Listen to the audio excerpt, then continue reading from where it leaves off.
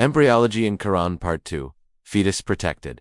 The glorious Quran mentions 1400 years ago, the three veils of darkness that protect the fetus. In a long verse of Sura Az Zumur, chapter 39 verse 6, the part of verse is as follows. Allah created you, in the wombs of your mothers, in stages one after another, in three veils of darkness. The research of Dr. Keith Moore identified these three veils as the anterior abdominal wall of the mother, uterine wall, Amnio Chorionic membrane.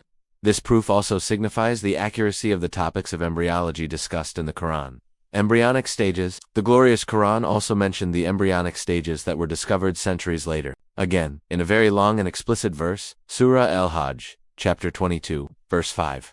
We created you out of dust, then out of sperm, then out of a leech-like clot, then out of a morsel of flesh, partly formed and partly unformed. Sense of hearing and sight. The sense of hearing and sight are developed in an embryo after the 24th and 28th week of formation, respectively. Surah As-Sajdah, chapter 32, verse 9. Then Allah fashioned him, her in due proportion, and breathed into him her. Then the soul created by Allah for him, her, and Allah gave you hearing, sight, and hearts. Little is the thanks you give. Surah Al-Mu'minun, chapter 23, verse 78. It is Allah who has created for you the faculties of hearing, sight, feeling, and understanding. Little thanks it is you give. Surah An-Nahl, chapter 16, verse 78. And Allah brought you out of the wombs of your mothers while you knew nothing. And He gave you hearing, sight, and hearts that you might give thanks. The Quran describes various stages of human embryonic development with remarkable accuracy.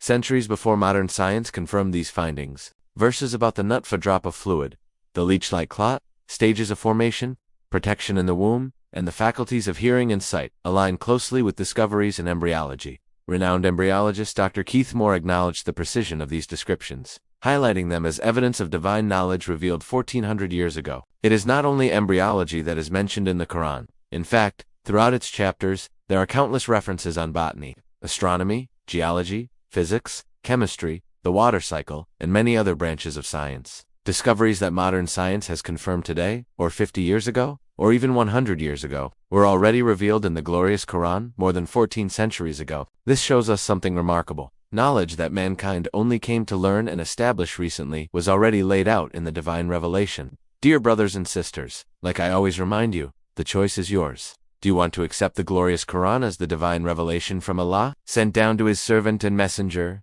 Prophet Muhammad sallallahu? The evidence is clear. The truth is laid out before you. But in the end, it is your decision, your choice. Thank you so much for your patience, for liking, and for sharing this message. May peace, guidance, and blessings be with you at all times.